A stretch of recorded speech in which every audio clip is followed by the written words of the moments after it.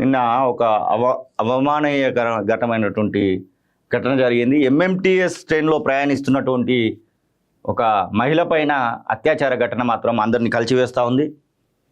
ఎంఎంటీఎస్లో అత్యాచార యత్నం, ఒంటరి యువతిపై దుండగుడి దాష్టికం.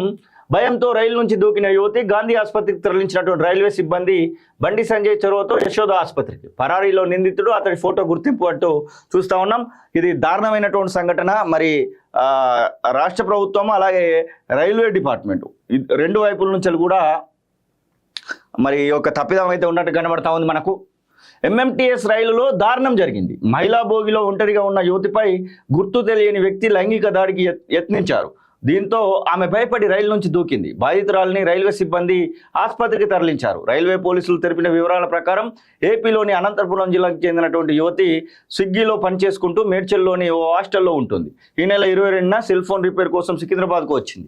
తిరిగి హాస్టల్కు వెళ్లేందుకు రాత్రి 7 గంటల సమయంలో తెల్లాపూర్ నుంచి మేడ్చల్ వైపు వెళ్లే ఎంఎంటీఎస్లోని మహిళల బోగిలోకి ఎక్కింది. ఆమెతో పాటు ఉన్న మరో 2 మహిళలు అల్వాల్ స్టేషన్లో దిగిపోవడంతో బాధితురాలు ఒంటరిగా ఉంది. యువతి సెల్ ఫోన్ చూసుకుంటుండగా గుర్తు తెలియని యువకుడు 23 సంవత్సరాలు భోగిలోకి ప్రవేశించారు. ఒంటరిగా ఉన్న ఆమె పట్ల అసభ్యంగా ప్రవర్తించారు. బలవంతం చేసేటువంటి ప్రయత్నం చేయడంతో భయపడిన యువతి కదులుతున్న రైలు నుంచి దూకేసింది. గాయాలతో ఉన్న ఆమెను గుర్తించినటువంటి స్థానికులు పోలీసులు 108కు సమాచారం అందించారు. దీంతో జీఆర్పీ సిబ్బంది అక్కడికి చేరుకొని బాధితురాలిని గాంధీ ఆసుపత్రికి తరలించారు. కాగా ఆసుపత్రికి వెళ్లిన రైల్వే ఎస్పీ చంద్రదీప్తి బాధితురాలిని పరామర్శించారు. నిందితుడిని పట్టుకునేందుకు ప్రత్యేక బృందాలను ఏర్పాటు చేశామని తెలిపారు. ప్రస్తుతం యువతి ఆరోగ్య పరిస్థితి నిలకడగా ఉందని చెప్పారు. మాట్లాడలేని స్థితిలో ఉన్న ఆమె నుంచి అతి కష్టం మీద వివరాలను సేకరించామని తెలిపారు. కాగా అత్యాచార యత్నం చేసింది మేడ్చల్ సమీపంలోని గౌడవల్లికి చెందిన మహేష్గా పోలీసులు గుర్తించారు. నిందితుడిగా అనుమానిస్తున్నటువంటి ఒకరి ఫోటోను బాధితురాలికి చూపించగా ఆమె అతడేనని నిర్ధారించింది. మహేష్ పై నగరంలోని పోలీస్ స్టేషన్లలో కూడా కేసులు ఉన్నాయంట. ఇతనే నిందితుడు మహేష్. వీడెక్కడైనా కనబడితే పోలీసులకు ఫస్ట్ అప్పచెప్పూరి. బాధితురాలిని పరామర్శిస్తున్నటువంటి రైల్వే ఎస్పీ చందనాదీప్తి ఈ విషయంలో మాత్రము రాష్ట్ర ప్రభుత్వం కఠినంగా వ్యవహరించాల్సిందే.